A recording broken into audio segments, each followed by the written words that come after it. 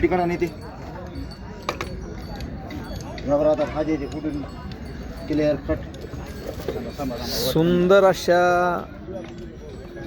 भाज्या मंडळी हॉटेल पालातील जेवण या ठिकाणी रेडी झाल्यात. मालक राम राम. राम राम. आज केवढं जेवण शेतकऱ्यांचं? 100 रुपयात फुल जेवण. नुसती भाजी घेतली तर अनलिमिटेड 50 रुपये एका माणसाला. हो नाही हो, एवढं परवडत नाही हो, असं जास्त व्हायला असं वाटायला. अहो खर्च डबल वाढला सर. अजून जुनाच भाव आहे. अजून जुनाच भाव आहे.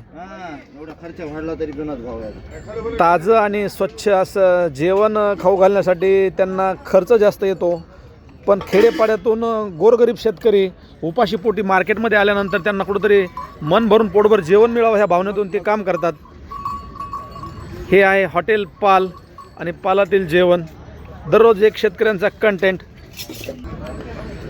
थंडगार असं जारचं पाणी. राम राम मामा. राम राम राम राम.